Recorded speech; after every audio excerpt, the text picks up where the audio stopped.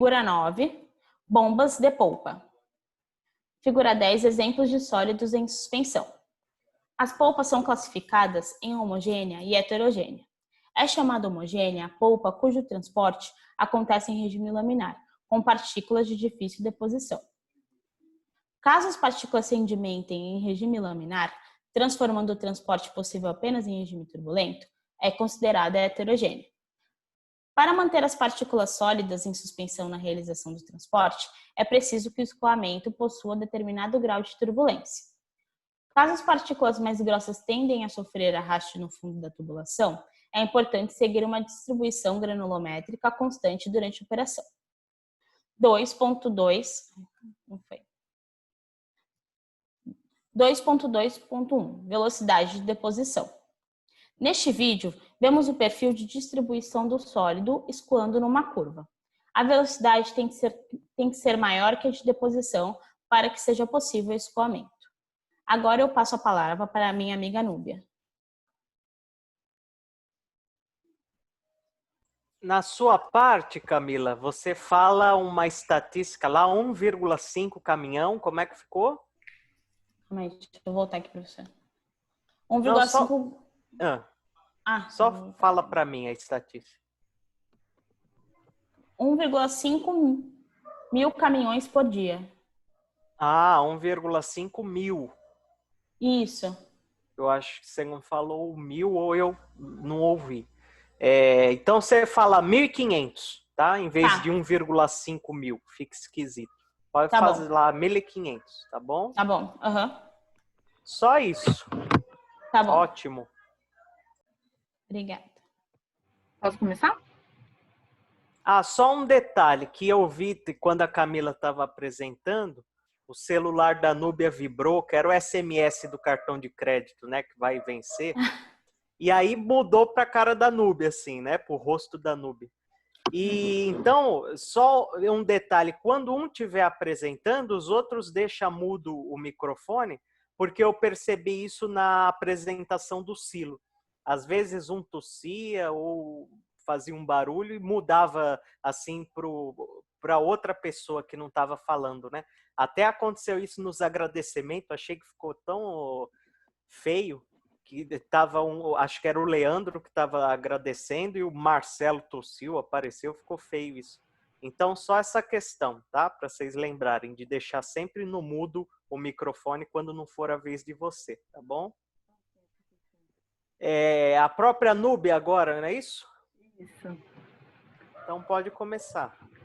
Boa noite, meu nome é Núbia. Vou apresentar a revisão bibliográfica, item 2.3, definição e classificação da areia. A areia é definida como um conjunto de partículas de rochas degradadas, sendo um material de origem mineral, dividido em grânulos ou granito, cuja granulometria encontra-se no intervalo de 0,06 a 2 milímetros. Demonstra-se na figura 11 um exemplo de grãos de areia com granulometria variada. Durand Apud Chaves classificou os materiais sólidos de acordo com a sua granulometria, utilizando peneiras de diferentes aberturas, como observa-se no vídeo 3.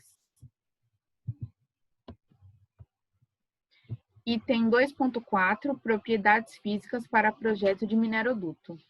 O coeficiente de uniformidade do sólido Cu, proposto por Caputo Apud Chaves, define o grau de distribuição de material em muito uniforme, uniforme e não uniforme em uma amostra, e pode ser calculado pela equação 1, sendo Cu o coeficiente de uniformidade adimensional, D60, o diâmetro interpolado de 60% do material passante em milímetros, D10, o diâmetro interpolado de 10% do material passante em milímetros.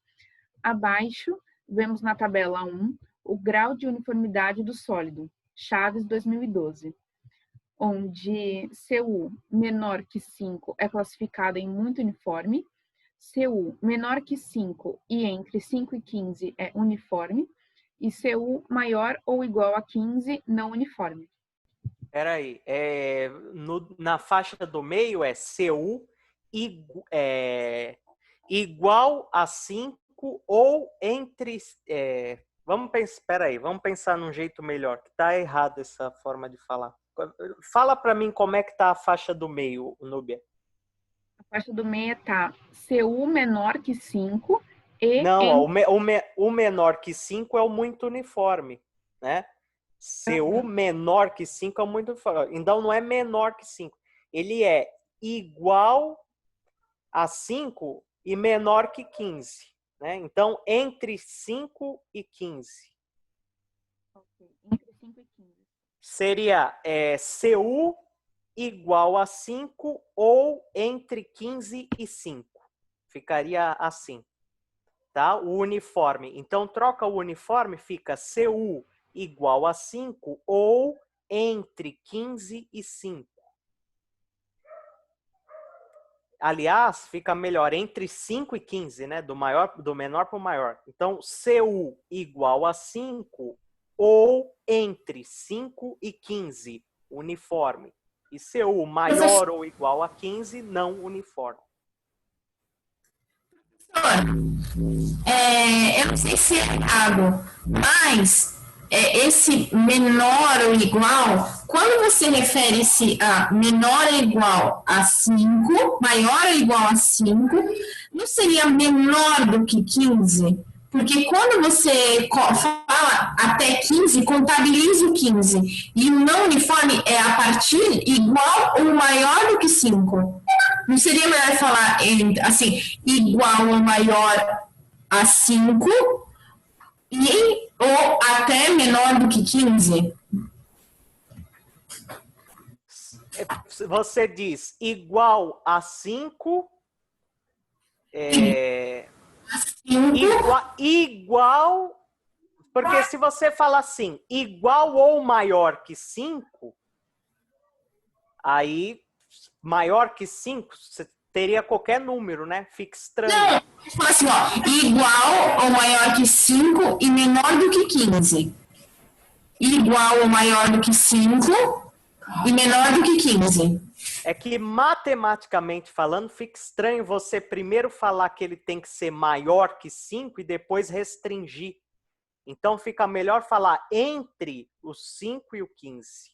Que aí você classifica uma faixa. E depois embaixo você vai falar igual ou maior que 15. Então o igual já vai estar definido e não vai ter dúvidas. Entende? Entendi.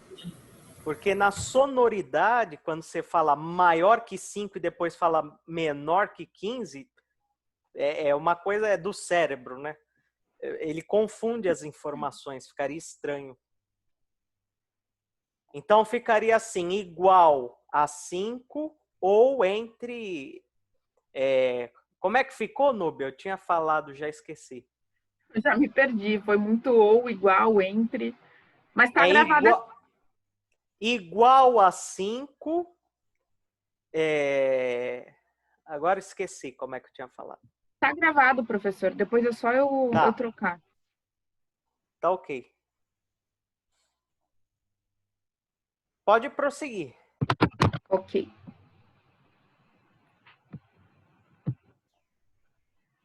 Uma polpa 2.5, determinação da massa específica de polpas em escoamento. Uma polpa, quando bombeada, apresenta um comportamento diferente dos líquidos. Os líquidos admitem aplicar uma faixa ampla de velocidade, e a natureza do escoamento, turbulento ou laminar, pode ser definida a partir do conhecimento das propriedades físicas do líquido e das condições da tubulação. Para polpas, entretanto, além das propriedades do líquido, viscosidade, densidade, entre outras, devemos também considerar as propriedades do sólido presente e a interação entre ambos. Isto gera uma faixa de comportamento particular para cada polpa específica, tendo suas próprias limitações de velocidade e escoamento.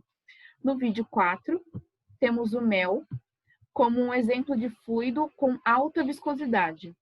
E no vídeo 5, vemos líquidos separados por diferenças de densidade, causada por diferentes concentrações de açúcar, sendo o líquido roxo o mais denso e o líquido vermelho o menos denso.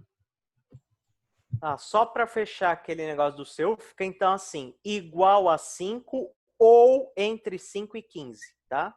Então, igual a 5 ou entre 5 e 15. 2.5, determinação da massa específica de polpas em escoamento. Existem muitos processos na indústria nos quais é imprescindível que a densidade da polpa seja conhecida, para que o aparelho possa ser configurado para operar com máxima eficiência.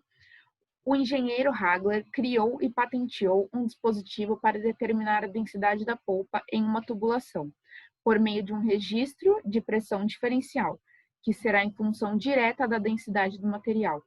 Um esboço da invenção pode ser observado na figura 12. Vemos o tubo em U invertido, também conhecido como lira, e 4 tomadas de pressão, onde a pressão diferencial de cada ponto é lida em manômetros em U. 2.4, propriedades físicas para projeto de mineroduto.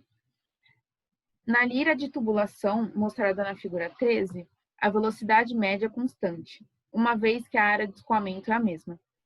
Aplicando o balanço material... Espera aí, que senão vai ficar muita coisa. Volta no outro. Tem 2,14? Esse slide é o 14. Ué, tem 2,14.